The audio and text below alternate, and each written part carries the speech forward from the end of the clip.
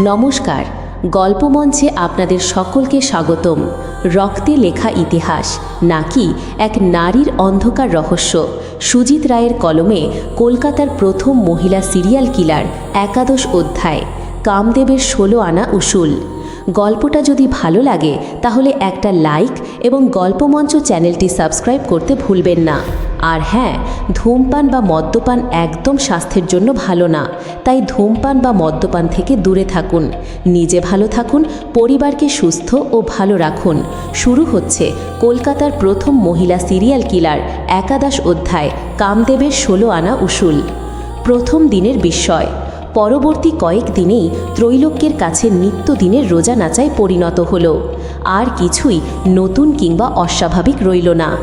যদিও রূপকুমার অনেক কথাই ত্রৈলোক্যের সামনে খোলসা করেনি, কারণ সে জানত সরাসরি সে যদি বলতো এটা কলকাতার সেরা গণিকাপল্লীর সোনাগাছি, তাহলে ত্রৈলোক্য তা সহ্য করতে পারত না। কারণ সে রূপকুমারকে ভালোবেসে ঘর ছেড়েছে। তার চেয়ে এই পরিবেশ তাকে চেনাক, তাকে কোথায় এনেছে তার ভালোবাসার নায়ক। তবে এই সিদ্ধান্ত সে পাকাপাকিভাবেই নিয়ে রেখেছিল। ত্রৈলোক্যকে সে অন্য পুরুষদের শয্যা সঙ্গিনী হতে দেবে না, এবং সে নিজেও ত্রৈলোক্যের সঙ্গেই এখানে এই ঘরে বাস করবে। কিন্তু রূপকুমারের এই ভাবনার সঙ্গে বাস্তবতার মিল ছিল না। যদি ত্রৈলোক্যকে নিয়ে তার সংসার পাতারই বাসনা ছিল, তাহলে সে সোনাগাছি আসতো না। আসলে রূপকুমার ভালোবেসেই ত্রৈলোক্যকে বাঁধা বেশ্যা হিসেবে বেঁধে রাখতে চেয়েছিল, কারণ বেশ্যাপল্লী ছিল তার নেশা। তারা রূপকুমারকে ঠিকই চিনেছিল, রূপকুমারকে রূপ বলেই চিনেছিল, সোনা বলে ভুল করেনি। ত্রৈলোক্যকে ভালো রাখুক, ত্রৈলোক্য নিজের পায়ের তলার মাটি শক্ত করুক, রূপকুমার থাকুক পাশে। এর বেশি আর কোনো চাহিদা ছিল না বৈষ্ণবী তারার। তবে তারার আগে এই বাড়ির ভেতর বাইরের সব গল্পই শুনিয়ে দিল অন্য দিদি। তারা দিদি তাকে নারী পুরুষের শরীর চিনিয়েছিল। অন্য দিদি চেনাল শরীর বিকিয়ে কিভাবে পয়সা লুটতে হয়, আর কিভাবে বাঙালি সমাজের কুলীন আদি বামুন সমাজের বুকের ওপর জাকিয়ে বসে অত্যাচারের জবাব দিতে হয়। ত্রৈলোক্যর পেটে বিদ্যে ছিল না, কিন্তু মস্তিষ্ক ছিল তীক্ষ্ণ। তাই বাড়ি ছাড়ার পর থেকেই তার মন কু ডেকেছে। সে যেন আন্দাজ করতে পারছিল কোনো একটা খারাপ ঘটনা ঘটতে চলেছে তার জীবনে। কিন্তু রূপকুমার সব চেপে যাবে এটা আশা করেনি। তবে যা হয়েছে ভালো হয়েছে। শরীর তো সে আগেই বিকিয়েছে, এবার সে দাম তুলবে বারাঙ্গনা বাজার থেকে। তবে মাথা গরম করিস না, তোর নাগরকে এখন তোর সঙ্গে রাখা দরকার। মেয়েদের শক্তি যতই থাকুক, একজন পুরুষ মানুষের পাশে থাকা দরকার, বুঝলি? ও যদি তোকে ভালোবাসে তাহলে ও তোকে ছেড়ে যেতে পারবে না সহজে। যতদিন তোর প্রতি ওর নেশা না কাটে আটকে রাখ, তাতে আখেরে লাভ হবে তোর। ত্রৈলোক্যকে বোঝাল অন্য, বলল তার মধ্যে গান আর নাচ একটু একটু শিখে নে, কাজে লাগবে। সব পুরুষ শুধু এখানে মেয়েদের শরীর খেতে আসে না, মনের খোরাকও খুঁজতে আসে। আমি মাসিকে বলছি মাস্টারকে বলে দিতে, আস্তে আস্তে বাকি সব শিখিয়ে দেব। ঘাবড়াবি না, এটাও একটা লড়াই, বেঁচে থাকার লড়াই, নিজের হাতে নিজের জীবনের ছবি আঁকার লড়াই। এখান থেকেই অফিসে যাওয়া শুরু করেছিল রূপকুমার। দুজনের জীবনেই একটা ছন্দ এসে গিয়েছিল। বাইরের মানুষের ঢোকা নিষিদ্ধ ছিল। রূপকুমার বাড়িউলি মাসির সঙ্গে কথা বলে নিয়েছিল, যতদিন না সে চাইবে ততদিন বাইরের কোনো পুরুষ ত্রৈলোক্যর ঘরে ঢুকবে না। আগে ত্রৈলোক্যকে স্বাবলম্বী করে তুলতে হবে, তাকে গান শেখাতে হবে, নাচ শেখাতে হবে। বাইরের মানুষের সঙ্গে কথা বলার জন্য জিভের আড় এবং মানসিক লজ্জা ভাঙাতে হবে। না হলে তার অবর্তমানে এ পাড়ায় টিকে থাকতে পারবে না ত্রৈলোক্য। রূপকুমারের কথায় মাসি গান আর নাচের মাস্টার ঠিক করে দিয়েছিল। ঘরে এসেছিল হারমোনিয়াম, তবলা, পায়ের ঘুঙুর। রূপকুমার ঠিক করল ত্রৈলোক্যকে কিছু গয়নাগাটি করে দিতে হবে। ও তো প্রায় খালি হাতেই এসেছে, দেখতেও ভালো লাগবে আর স্ত্রীধন হিসেবেও দরকারে কাজে লাগবে। তবে সবটা সোনার দেওয়া যাবে না, এ বাড়ির মেয়েদের চোখ টাটাবে। এ পাড়ায় কাউকে খোলা মনে বিশ্বাস করা ঠিক নয়। তাছাড়া কলকাতার বেশ্যাপাড়ার হালচাল বুঝতেও ত্রৈলোক্য সময় লাগবে বেশ। ওই হালচাল বুঝতেই 3 মাস কেটে গেল। ততদিনে অন্নদিদি, মাসি এবং রূপকুমারের সম্মিলিত প্রশিক্ষণে অনেকটাই জড়তা কাটিয়ে উঠেছে ত্রৈলোক্য। বাড়ির মেয়েদের সঙ্গে বন্ধুত্ব হলো, কারো কারো সঙ্গে বন্ধুত্ব হলো গভীর। কে কিভাবে এখানে এসে পৌঁছলো, কিভাবে তারা এ পাড়ায় মানিয়ে নিল, সর্বোপরি কিভাবে তারা প্রথম প্রথম অপরিচিত পুরুষদের সান্নিধ্য দিত, সেসব গল্প শুনত। কখনো হাসি পেত, কখনো চোখে জল আসত, কখনো বিস্ময়ে হতবাক হতো, আবার কখনো লজ্জায় শাড়ির আঁচলে মুখ ঢাকত। গ্রামের সহজ সরল জীবনে অভ্যস্ত ত্রৈলোক্য জানতই না কলকাতা শহরে এমন কোনো পল্লী থাকতে পারে যেখানে সমাজের অবহেলিত, বঞ্চিত, অত্যাচারিত নারীরা নিজেদের শরীর বেচে জীবন ধারণ করে। সে ভাবতেই পারে না শুধু মেয়েদের শরীরের লোভে কামুক পুরুষেরা নিজেদের সংসার, ঘরবাড়ি, স্ত্রী, সন্তানদের জন্য ন্যূনতম স্নেহ, মমতা, ভালোবাসা, দায়িত্ব পালন না করে বেশ্যাদের পায়ের কাছে পড়ে থাকে। নিজেদের মান সম্মান, অর্থ সব উজাড় করে দেয় উপপত্নীদের কাছে, যেন জীবনের সমস্ত মোক্ষ এই বেশ্যাপীঠে। নীলা নামের একটা মেয়েকে খুব ভালো লাগতো ত্রৈলোক্যের, বেশ মিষ্টি মেয়ে। সে ত্রৈলোক্যকে বলতো, ওই কামুক পুরুষগুলো আছে বলেই তো আমরা আছি, খেয়ে পড়ে যত্নে সুখে আছি। আজ যদি গ্রামে পড়ে থাকতুম তাহলে তো ওই মোড়ল আর তার স্যাঙাতগুলো বিনি পয়সায় আমাদের ছিঁড়ে খেত। তারপর স্বাদ মিটে গেলে আমাদের পেট বাঁধিয়ে নতুন মেয়েকে বাসবনে নিয়ে গিয়ে সুস্থ রক্তচোষা বাদুরের মতো। ঠিক কিনা বল? তাই বলছি ত্রৈলোক্য, দাঁত থাকতে দাঁতের কদর কর। শরীর যতদিন, পুরুষও ততদিন। ওই যে গান আছে না, যখন আমার লেবু লেবু তখন আমার কত বাবু, যখন আমার বেল তখন আমায় নিয়ে কত খেল, যখন আমার ঝোলামাই ভাতার ছাড়া গতি নাই। এমন সুর করে আর অঙ্গ নাচিয়ে গাইল নীলা যে ত্রৈলোক্য হেসে কুটোপাটি। তুই পারিস বটে নীলা, বলল ত্রৈলোক্য। না পারলে হবে, রংচং মেখে ঢঙি না হলে বাজার পাবি নে ত্রৈলোক্য, এটা জেনে রাখিস। তোর তো একটা বাবু আছে, সে বেঁচে থাকলে তোর কোনো ক্ষতি কেউ করতে পারবে না। কিন্তু সবার কপালে তো এমন বাবু জোটে না যে বয়স বাড়লে বুক ঝুলে গেলেও তার ঝোঁক নষ্ট হবে না। মেয়েদের শরীরটা কেমন জানিস? পরোটার মতো। আমার ভালোবাসা আবার কোথায় বাসা বেঁধেছে? পীড়িতের পরোটা খেয়ে মোটা হয়েছে। এমন সুর করে আর অঙ্গ নাচিয়ে গাইল নীলা যে ত্রৈলোক্য হেসে কুটোপাটি। তুই পারিস বটে নীলা, বলল ত্রৈলোক্য। না পারলে হবে, রংচং মেখে ঢঙি না হলে বাজার পাবি নে ত্রৈলোক্য, এটা জেনে রাখিস। তোর তো একটা বাবু আছে, সে বেঁচে থাকলে তোর কোনো ক্ষতি কেউ করতে পারবে না। কিন্তু সবার কপালে তো এমন বাবু জোটে না যে বয়স বাড়লে বুক ঝুলে গেলেও তার ঝোঁক নষ্ট হবে না। মেয়েদের শরীরটা কেমন জানিস? পরোটার মতো। আমার ভালোবাসা আবার কোথায় বাসা বেঁধেছে? পীড়িতের পরোটা খেয়ে মোটা হয়েছে। আমাদের বুক, পাছা, কোমর, নাভির নিচন পর্যন্ত ধাপে ধাপে তৈরি হয় খাপে খাপে খোলে। খুলতে খুলতে একদিন খসে পড়ে। সেদিন দেখবি তোর ঘরে শালার নুলোঝুলো ভিখিরির বাচ্চাও ঢুকছে না। তখন ওই রাস্তার মোড়ে নেতিয়ে পড়ে মরতে হবে খেদি দেশ্যার মতো। ত্রৈলোক্য বুঝল নীলা কথাগুলো মিথ্যে বলছে না।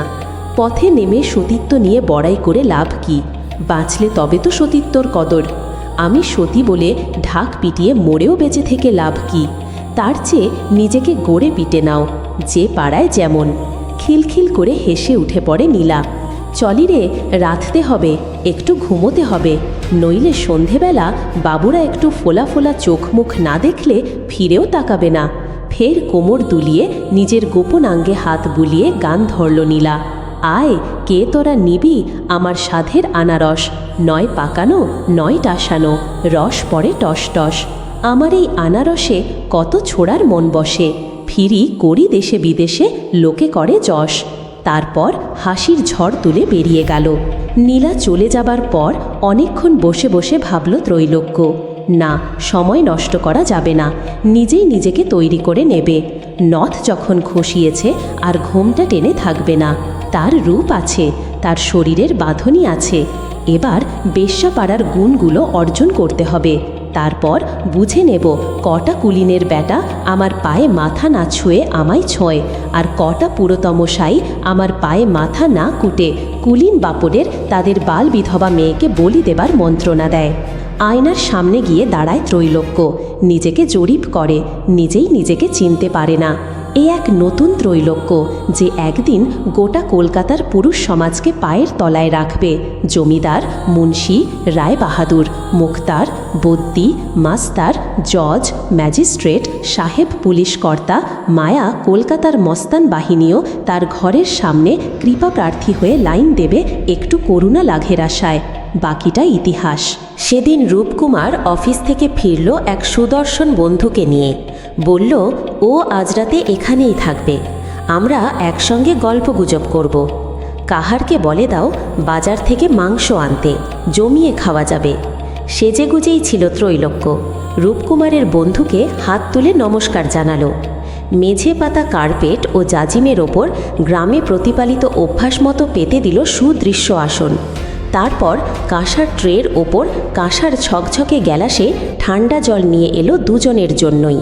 ত্রৈলোক্য মিষ্টি হেসে বলল, জল খান। হাসল বন্ধুটিও, বলল, আমার নাম সুবন্ধু, সিমলে পাড়ায় থাকি। কাহারকে বাজারে পাঠিয়ে ত্রৈলোক্য 2 গ্লাস শরবত নিয়ে এসে বসল। আবার চোখাচোখি হলো, এক ঝলক হালকা হাসিও। তারপর খাওয়া দাওয়া আড্ডায় কেটে গেল অর্ধরাত। ত্রৈলোক্য গিয়ে শুলো ভেতর ঘরে আর বাইরের ঘরে 2 বন্ধুতে। ত্রৈলোক্য দ্রুত জলতা কাটিয়ে উঠছে দেখে ভালো লাগলো রূপকুমারের। এবার আরও একবার ফিরি ত্রৈলোক্যের জবানবন্দিতে। আমি দ্রুত আমাদের বাড়ির মেয়েদের মতো আদব কায়দা, ভাবভঙ্গি, চালচলন শিখে গেলাম। এমনকি প্রথমে ধূমপান, তারপর মদের আসরেও অংশ নিতে দ্বিধা করিনি। আস্তে আস্তে সব সয়ে গেল। গানের মাস্টার গান শেখাল, নাচের মাস্টার নাচ শেখাল। কিভাবে পুরুষের গ্যালাসে বোতল থেকে মদ ঢেলে দিতে হয়, কিভাবে চোখের জাদুটোনায় পুরুষকে টানতে হয়, সেসব শেখাল নীলা। দিনের পর দিন সে ত্রৈলোক্যকে শেখাল কিভাবে বাবুকে কাবু করতে হয়।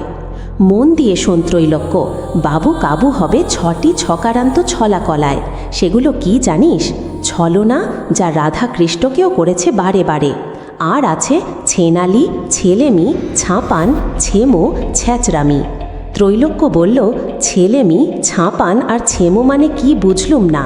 হাসল নীলা, বলল, নাগরের সঙ্গে রাত কাটাচ্ছিস আর ছেলেমি জানিস না? আরে বাবা, আজ রাতে মিলনের সময় তুই তোর বরের ঘাড়ে চাপিস, তাহলেই বুঝবি ছেলেমি কি। ধুত বলে লজ্জায় আঁচল টেনে মুখ ঢাকল ত্রৈলোক্য। যাক, বুঝেছিস তাহলে। আর শোন, ছাপান মানে লুকোনো। সব কথা পুরুষকে বলতে নেই, তবে বাড়বে পুরুষের টান। আর ছেমো মানে হলো ছ্যাবলামো। যে পুরুষ যেমন, তার সঙ্গে তেমন ব্যবহার করতে হবে। দরকার হলে খিস্তি খেউর বেশি মাতলামো করলে কাহারকে বলতে হবে, টেনে বার করে দে ঘর থেকে, তবে তার আগে যেন পাওনা করি বার করে নিতে ভুলিস না। বলে আবার সেই খোলা হাসি হেসে নিল নীলা। ওই হাসিটাই ত্রৈলোক্যের বড় প্রিয়। দিন যত যায় রূপকুমারের বন্ধুর সংখ্যা তত বাড়তে থাকে। সম্ভবত রূপকুমারের এই আচরণ ছিল পরিকল্পিত, যাতে পরবর্তী সময়ে একাধিক পুরুষ সংসর্গে ত্রৈলোক্যের অসুবিধা না হয়। ত্রৈলোক্যের ভালোই লাগতো এই নিত্য নতুন পুরুষ সঙ্গ। সে একটা সত্য বুঝে নিয়েছিল, তার রূপে রূপকুমারের বন্ধুরা বন্দী হয়েছে। মধুভাণ্ডারের টানে পুরুষ মৌমাছিরা ভিড় জমাতে শুরু করেছে। এরাই মুখে মুখে ছড়িয়েছে, সোনাগাছিতে এতদিনে সত্যি সত্যি সোনা ফলেছে। এমন সোনা সোনাগাছি আগে কখনো দেখেনি, ছুঁয়ে দেখা তো দূরের কথা। কথা ছড়াতেই পুরুষ মানুষের উকি ঝুঁকি মারা শুরু হয়ে গেল। জানলার ফাঁক দিয়ে ত্রৈলোক্য মাঝে মাঝে লক্ষ্য করত 2-1 চাতক পাখির মতো জানলার দিকে তাকিয়ে দাঁড়িয়ে আছে রাস্তায়, যদি একবার সুন্দরীর রূপের ঝলক দেখা যায়। কিন্তু অন্য দিদি সাবধান করে দিয়েছিল, হঠাৎ করে বাইরের অচেনা মানুষকে ঘরে ঢোকাস না, বিপদ হতে পারে, চেনা মুখ দেখে ঢুকতে দিবি।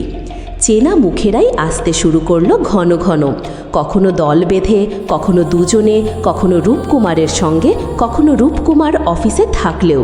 মজা পেত ত্রৈলোক্য। একা একা কেউ এলে আরও বেশি খুশি হতো সে। এসেই পকেট থেকে একটা পাইট বার করে দিত ত্রৈলোক্যের হাতে।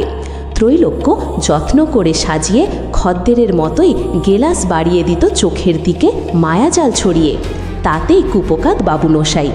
এর বেশি এগোতো না, সে সুযোগ ত্রৈলোক্য দিতও না। যাবার সময় ত্রৈলোক্যের হাতে বেশ কয়েকটা নোট গুজে দিত। রেখে দাও, আবার আসবো একদিন, আজ আসি। দুগ্গা দুগ্গা বলে বিদায় করে খুব একচোট হেসে নিল সে। কিন্তু ঘুণাক্ষরেও এসব কথা রূপকুমারকে জানায়নি, ছাপান করে রেখেছিল।